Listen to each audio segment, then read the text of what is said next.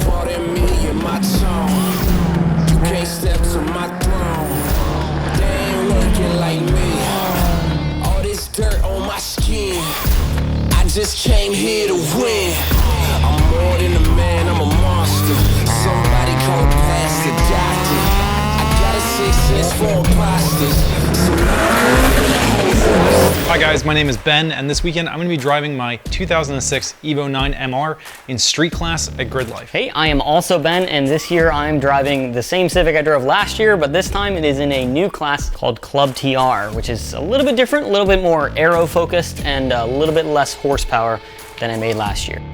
This event is going to be a little different than other events we've done. This time, Ben and I are competing together. Yes, this is the very first time we've ever done an event where both of us are driving simultaneously. It's probably going to be an absolute disaster. We're in different classes, so we're not competing against each other. We're competing with each other in 2 classes. Ben, you're in street class. Correct. And I'm in ClubTR, the new class this year. I think we can get 2 podiums out of this weekend, you reckon?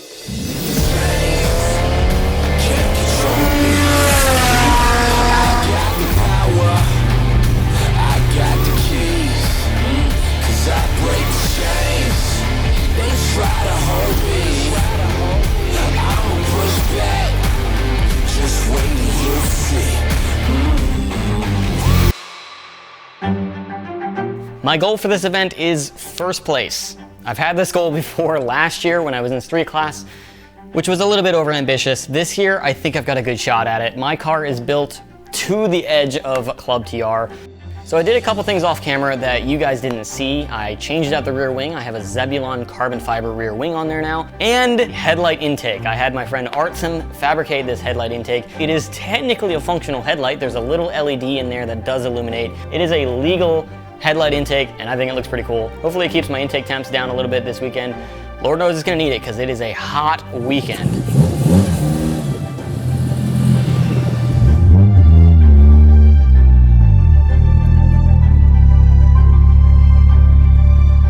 I roll up into tech inspection because it's the first event for me this season and I have to get it tech inspected. The inspector is walking around the car and notices that my rear wheel bearing does seem to be loose. You've got something going on back here. It feels like maybe a bearing. You got some play. Like the wheel bearing? Yeah. I don't know how I didn't catch this. I feel like I looked over that car with a fine-tooth comb, but here I am with a loose wheel bearing before I've even gone out on track. That it seemed like his wheels had too much play in the rear, or something, I don't know, some dumb Honda problem. So yeah, 0 laps turned, and it's already a crisis.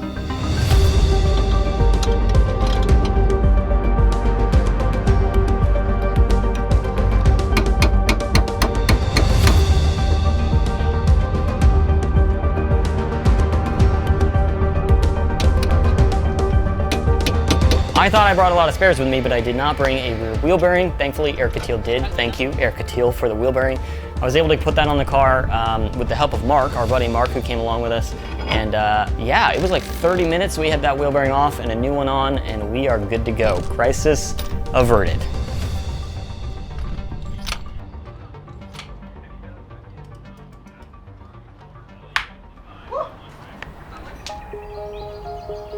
If I get a top 10 finish, that would be nice. Everybody else, this is their home track. I have never been there driving with intent before, so I don't see a good outcome.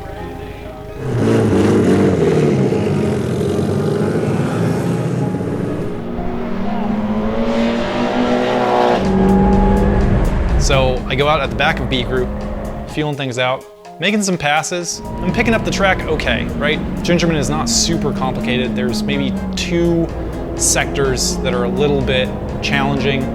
Click off a 144, not too bad. The session gets black flagged, so we all come in, and that gives me enough time to drain my catch cans on my new catch can system. Basically add more oil into the car, and then go back out, and I manage a 142 in my very first session in the Evo at Gingerman. Not too bad. Apparently temperatures were pretty bad, track condition was pretty bad. Nobody really went that fast. So 142, you know, I'll take it. Don't feel too bad about that. There'll be a lot of improvement from there, I think.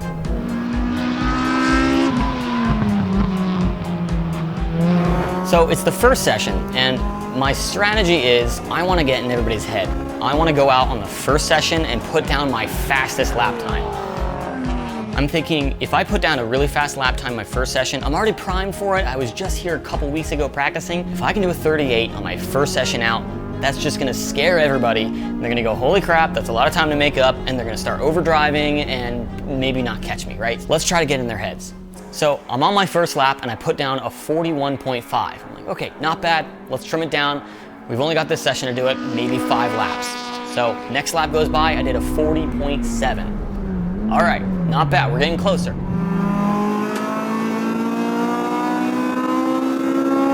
Going down the front straight, I hit a top speed of 112 miles an hour. I go to slam on the brakes, the last corner, this is the last time I need to hit the brakes, so then I'm gonna cool it down, and I lost my brakes. I'm downshifting my way into the pit.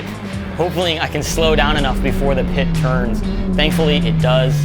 I roll into the pit without being able to stop. Nobody walked out in front of me, thankfully, otherwise I would have ran them over. Yeah, kind of weird. Never had my brakes fully fail on me before like that. So we are changing the brake pads out since the pad life is pretty low. So we're gonna put some new pads in it, but that's not my problem. I think what's happening is that we're boiling the brake fluid. Giving up, pumping, holding. I have race fluid in the car, but apparently I am driving harder than my brakes can take. Yeah, this is the second track day on this fluid, and I don't think it's supposed to look this color. So we're getting fresher brake fluid in, but also fluid that has a higher boiling temperature, because I am overheating my calipers, overheating my rotors, overheating my pads, and boiling my fluid. Hopefully this fluid and new pads will at least take care of 2 of those items. Give me some pumps. Time for a brake fluid refresh, put some nice Castrol SRF in there, and put some new brake pads in there, and we should be good to go. Closed. It's starting to look clear back here. Close. I'll find you. I figured, yeah. You're done? I know the pain, dude. It's nice and clear. Brakes are bled. Probably the roughest first day in time attack that I've had so far, but at least I got a time on the table. I got a 41. Hopefully that's good enough for now, and hopefully we can get the car going for tomorrow morning.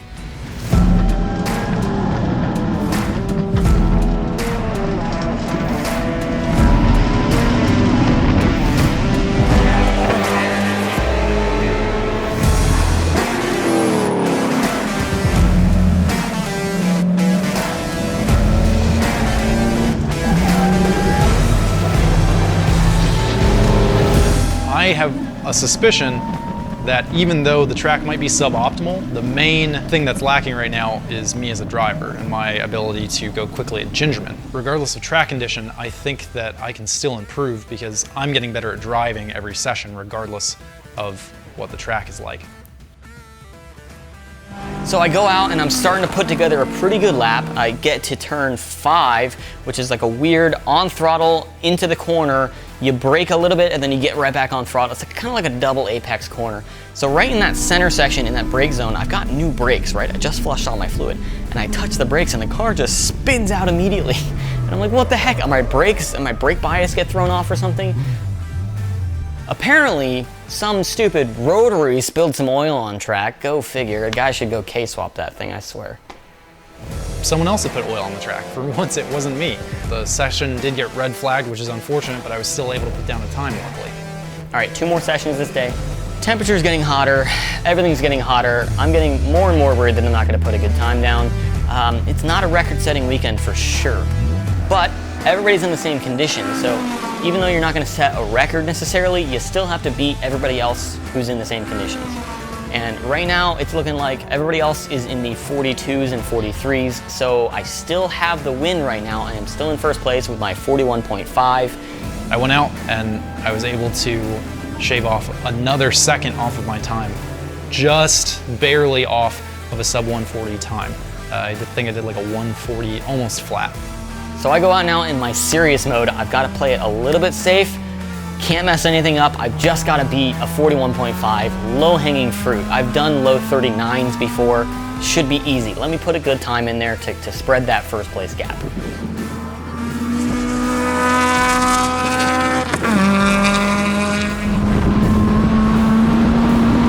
Sure enough, I go out there and I get a 41.1, which spreads my gap in first place by half a second now. So that's an okay lead.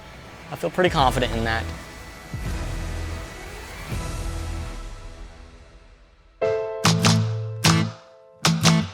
My name is Grant Davidson. I'm a competitor in Grid Life's ClubTR, and I'm here with my K24 Integra this weekend. The car is relatively simple. It's actually pretty similar to Ben's. It's a K24 swap, bolt-on motor, built transmission, one-way LSD, 5.3 final drive, spherical everything, Fortunato 510 suspension, and I'm running the Falcon RT660s. They're a spec tire for the class, and a 255 up front and a 225 in the rear. I think pretty similar to Ben. It's interesting, the times are definitely slow. The track is slow, and I'm glad to see it's not just me. Right now I'm sitting at a 41.6, right behind Ben at 41.1 is I think the fastest he's clocked thus far. So the class is super new, and I don't even know most of the competitors, but obviously, you know, Ben with his Civic, one of my best buddies, Evan, with his Civic, tons of S2000s, FRS with a K swap, pretty much everything with a K. And then you have Jimmy Diggs with his 10th gen SI, just trying to mix it up a little bit. Hi y'all, this is Jimmy Diggs.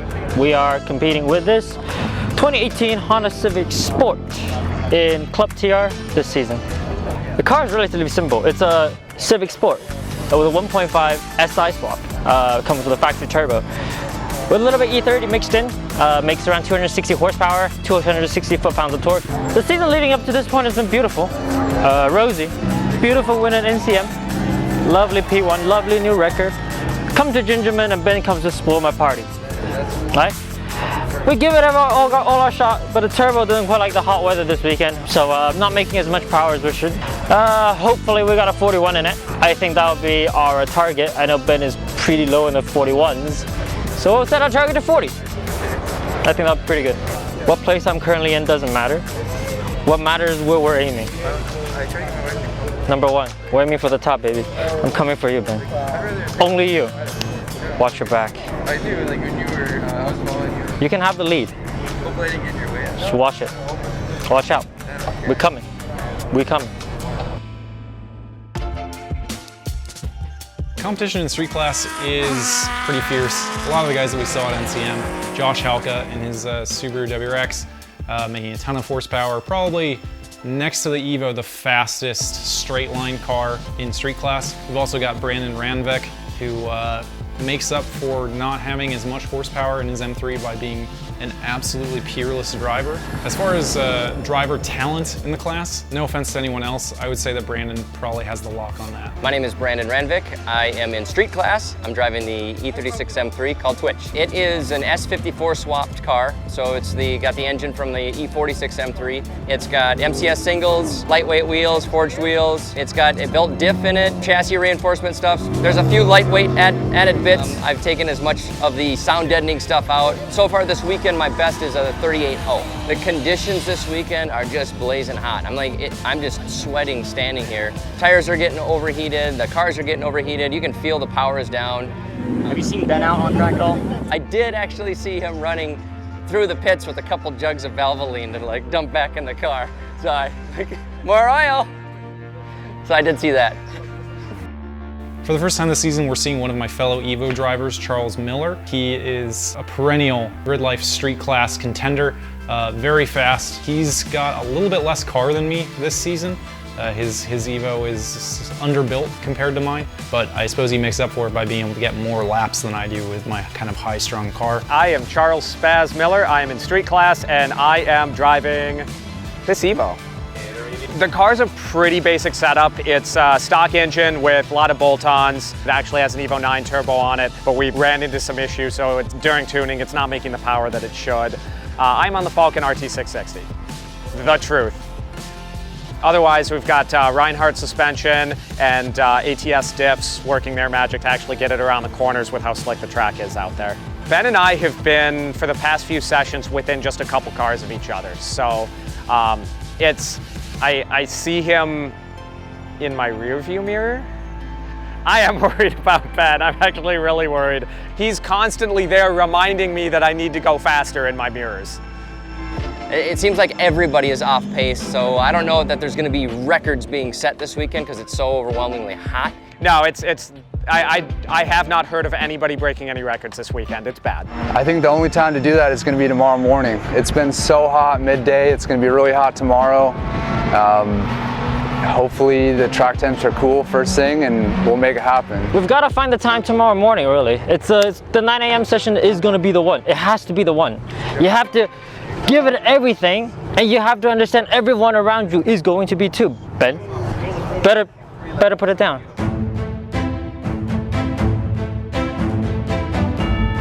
I have something in my mind that I'm repeating as I'm sitting in the car, which is anchor lap and then try new stuff, right? Go as hard as possible. The idea being try and get ahead of my competition, Charles, at a 139.8. That's the banker lap. Supposedly, if track conditions are that much better, I shouldn't have to drive that differently in order to achieve that. And then try new things, which is to go and move my braking points even further, get on throttle faster, try different lines, etc. for that second lap that I'm going to get out of the session.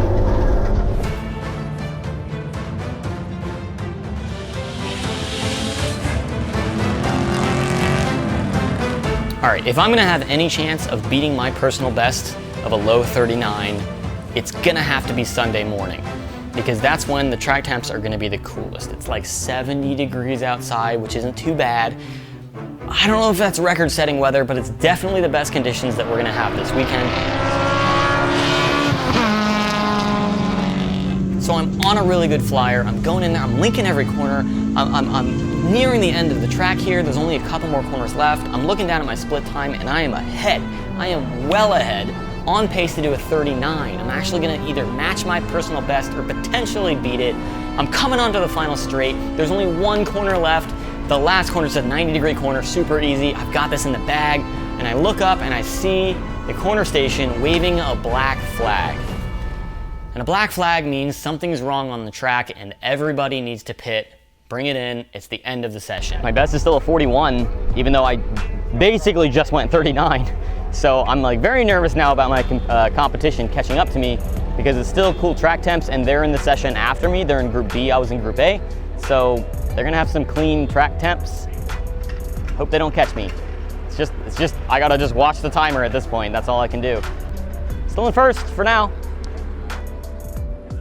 Jimmy Diggs with a 141.9. It's a pretty fast time. That's an improvement on his time from this morning. He ran a 42.4 this morning. Okay. So puts him second in class. Just looks like Grant Davidson managed to get into the 41s this morning as well. Bad luck that session, huh? Yeah, that was bad. Real bad, huh? I got black flag. Oh man, Yeah. poor guy. I wonder what happened to you. I wonder what sort of lady luck was on your side. I was on a 39. Oh, really? I was on a 39. Oh, I wish you would have completed that lap, because then you would have had data to back it up. Oh, what could have been, man? Oh, man. I feel so bad for you right now. I hate this guy. Oh, you do? Yeah. I love you, man. All right, we'll see. I'll see you on track. Okay. Okay. I see you. Watch your back, baby. I'm still in first place, but not by a huge margin. I have a 41.1. In second place, we have Grant with a 41.6, and Jimmy Diggs out of nowhere pulled together a 41.9. So Jimmy Diggs is on the podium with me now, and we're all within 1 second. That is a competitive lineup, and that's uncomfortable when everybody's gunning for your time. So I have got to dip into the 40s. Supposedly the best session of the weekend is gone, but I know the car can go sub 40, right? My competition is going sub 40 with cars that I think are slower than my car. So I know I just need to find more time. I need to push harder. I need to take better lines. And that's exactly what I tried to do in the second to last session of the weekend. I just really gave it my all, tried to put down the best lap I possibly could. At this point in the weekend, I was feeling pretty comfortable with the track and the car.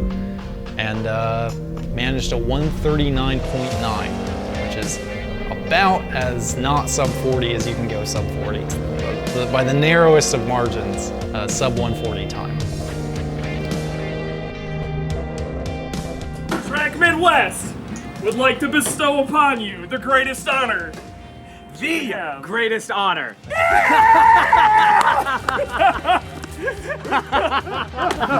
Excellent. Sub 140 is great, bud. Thank you. Great job. That would have been like a 37 any other weekend. Here, call me off. I need. So going out for the very last session, I had managed to do a sub 140 already. That's great. Pat on the back. Right? I did the bare minimum that the car should have done. But I'm still sitting in 6th place. There's Josh Halka, Brandon Randvik, they're way ahead. I'm not really expecting to catch them. But within 4/10, there's a Civic Type R, a WRX, and Charlie. So if I can pick up 4/10, I could move on to a podium spot. So that's exactly what I tried to do. I ran 2 laps just as fast as I could go. I came in, drained the catch cans really fast, added a little bit more oil and tried to go out to do 1 more lap just to absolutely leave nothing on the table. And unfortunately, there was an RX-8 that was broken down on track, which black flagged the session. So only got to do 2 laps in that session, which meant that I slid right below Charles and that WRX on the timing sheets to wind up in 4th place. I was that close. Some times on the board here, Ben Thorne with a 140.5, which is his best of the weekend, I believe. maybe his best of the weekend, certainly fast. Evan Weeder down into the 141s as well. Really showing some improvement throughout the weekend on that car. I got a 40.5, which spreads my gap in first place by a little bit over a second, which is a lot more comfortable. Evan also went faster in that session and got a 41.7, which pushes Jimmy Diggs off of the podium, and it is a K24 swapped Honda podium. And out front, Ben Thorne.